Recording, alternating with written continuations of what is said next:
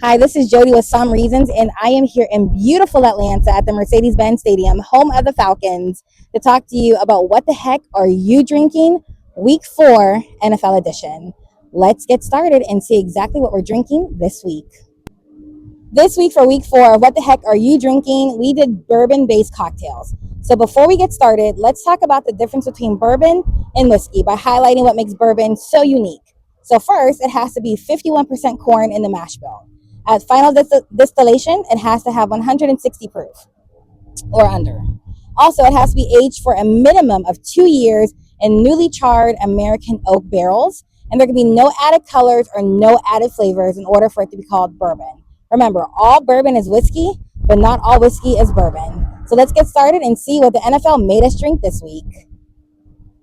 The Atlanta Falcons really came to play in Week 4 with a huge difference and a huge bounce back from Week 3 to Week 4, from scoring 0 points to ruling the scoreboard. They really showed it off to the Commanders.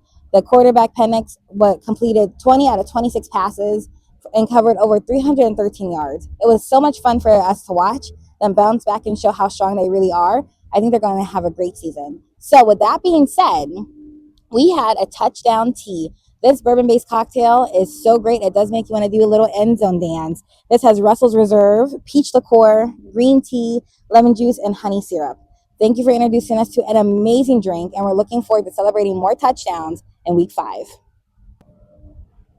Kansas City finally looked like they were cohesive and they were ready to play a game. Now, granted, they did play the Ravens, and the Ravens did have quite a few injuries on their defense, but that really gave the offense a chance to fix all of their mistakes that they've been making the past couple weeks. So in this Week 4, they were full sail going forward, and we saw that in how they were playing.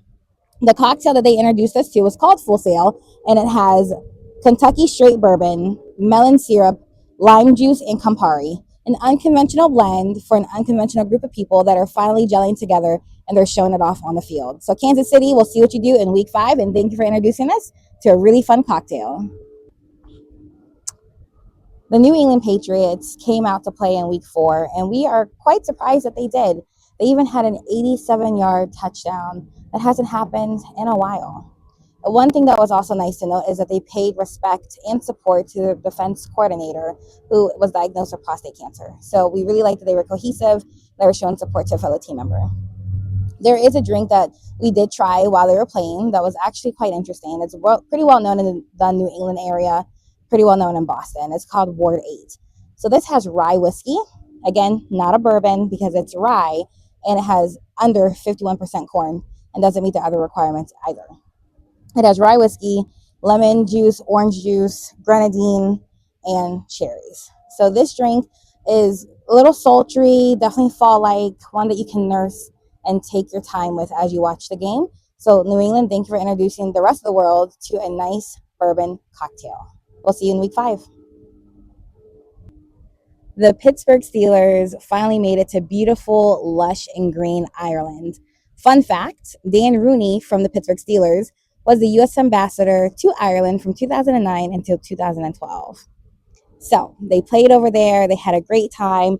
They had 2 touchdowns for 99 yards, and Aaron Rodgers completed 18 out of his 22 passes. Not bad for an older gentleman that we still think should retire after this year.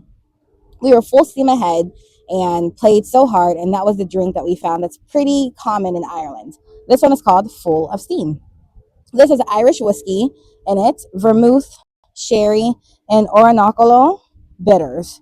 Orinoco bitters, better said. This drink is actually pretty common in Ireland. It is refreshing. It does make you a little bit warm inside. If you're sensitive to heat, then this one will fill you up full of steam as well.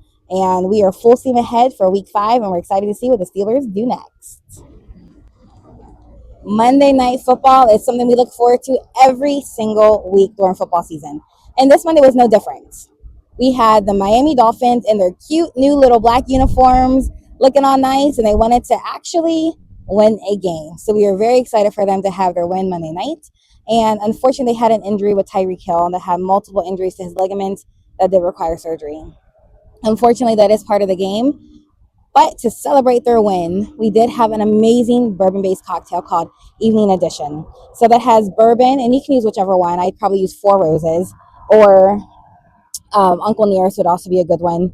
Cinar, coffee, and Angostura bitters. Sometimes we need an extra boost, an extra kick in order to keep going. And the Miami Dolphins did really well with keeping the momentum, staying afloat the whole game. And whenever Tyreek was out, they kept on playing as if he was not there. So we are so proud of them, and we'll see how they do in week 5. Thank you for joining me for week 4 of What the Heck Are You Drinking? NFL Edition. I am so excited for this past week. We had some amazing bourbon based cocktails and also had to see the difference between whiskey and bourbon and why they're so different. If you had a chance to try any of the drinks that we posted here or have any recommendations of any bourbon based cocktails, write it in the comments below, and I'm excited to get back to you and see exactly what you liked. Enjoy the rest of your week, and we'll see you in the upcoming weeks.